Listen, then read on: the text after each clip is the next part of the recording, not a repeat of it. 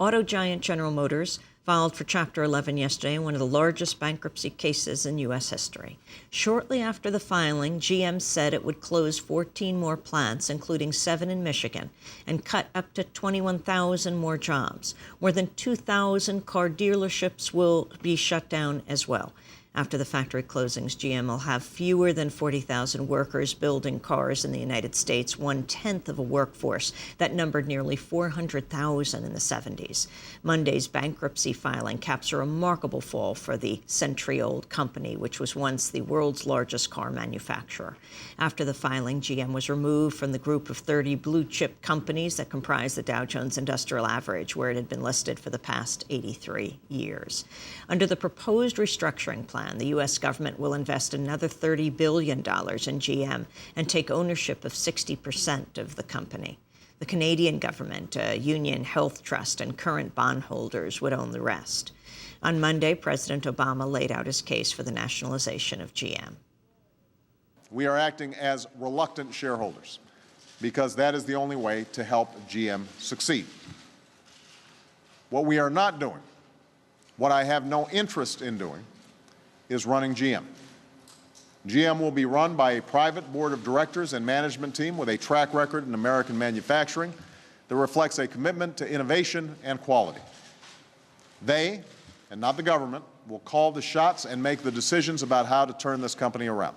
President Obama also acknowledged the restructuring plan will result in dramatic downsizing and the loss of thousands more jobs. I will not pretend the hard times are over. Difficult days lie ahead. More jobs will be lost, more plants will close. More dealerships will shut their doors, and so will many parts suppliers. But I want you to know that what you're doing is making a sacrifice for the next generation. Fritz Henderson, who will stay on as GM's chief executive for the time being, said that going forward, GM will be a new kind of auto manufacturer. The GM that many of you knew, the GM that in fact had let too many of you down, is history. Today marks the beginning of what will be a new company, a new GM dedicated to building the very best cars and trucks, highly fuel efficient, world-class quality, green technology development, and with truly outstanding design. And above all, the new GM will be rededicated in our entirety as a leadership team to our customers. Meanwhile, Chrysler, which entered bankruptcy April 30th, could now emerge as a new corporate entity owned by a UAW healthcare trust, the Italian automaker Fiat, and the American and Canadian governments. For more, we're joined by 2 guests. Harley Shaiken is a professor at UC Berkeley who specializes in labor and the global economy. His latest article is in the current issue of Dissent magazine. It's called Motown Blues, What Next for Detroit?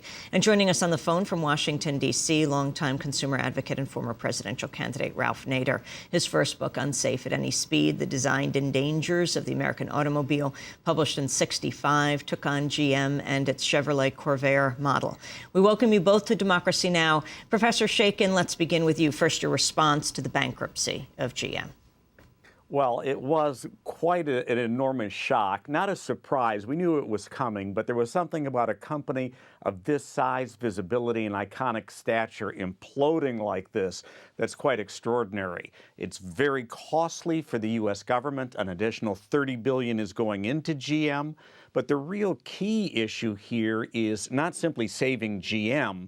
That's a necessary but not a sufficient condition for a broader set of issues, which is a viable manufacturing base and viability and health for the communities and the tens of thousands of families who are directly caught in this crossfire. And the government taking it over, being the majority shareholder. What does that mean now, and what should the government do? Well, the government has, in effect, nationalized GM, and President Obama has said that it is a reluctant act, and that's quite clearly what it is. But the government should not act as if it is a hedge fund. It should not be a reluctant shareholder. It clearly wants to see a viable, competitive company at the end of the day, a world-class automaker that also meets some broader public standards on energy and the environment, as well as employment. But the government, to do that, is going to need a broader set of policies that addresses those concerns as the route to viability and profitability for GM.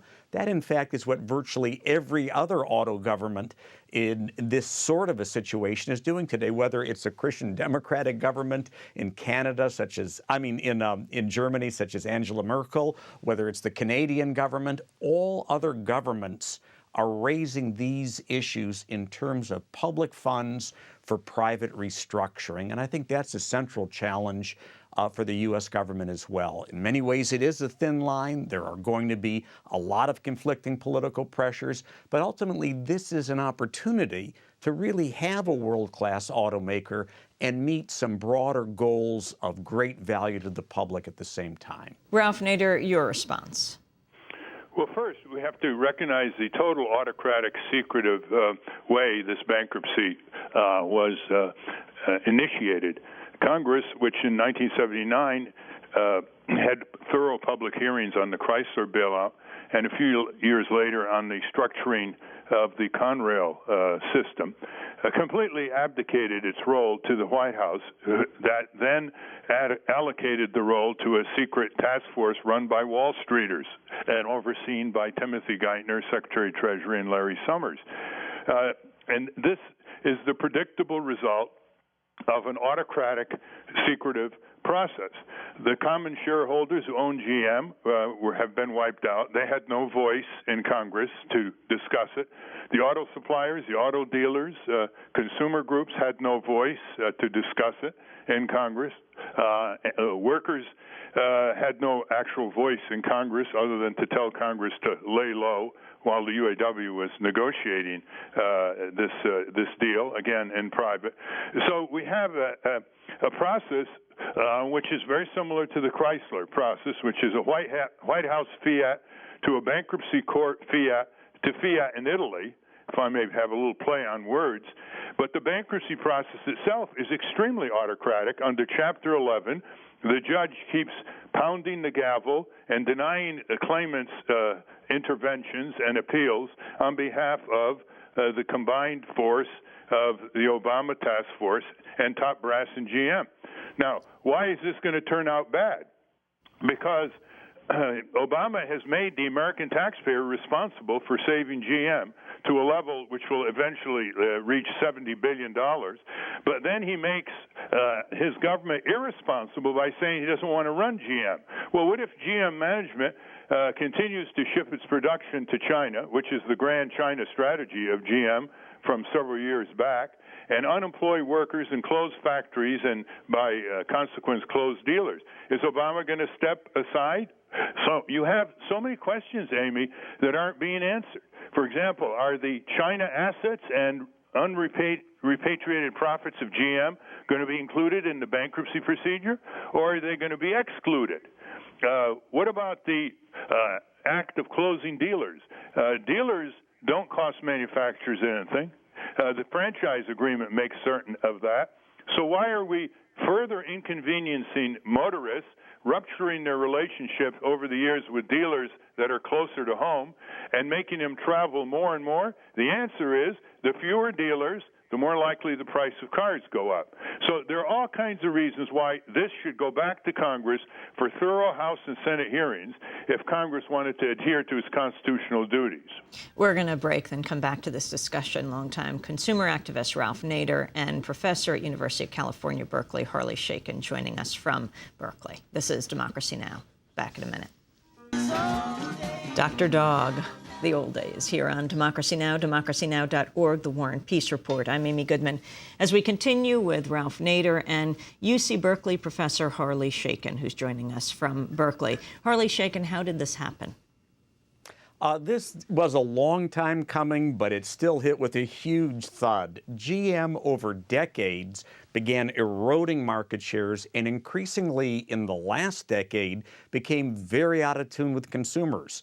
It was building a lot of SUVs, a lot of fuel-guzzling vehicles that became unpopular in the marketplace when gas prices skyrocketed. So the net result was GM was weakened by a series of managerial and strategic miscalculations. But what got us where we are today is the collapse of the financial system and the downward slide of the U.S. economy. It's very likely, absent that, GM would be in some tough situations right now, but hardly bankrupt and in the situation of terrific cutting and implosion that we're looking at. What happened to the EV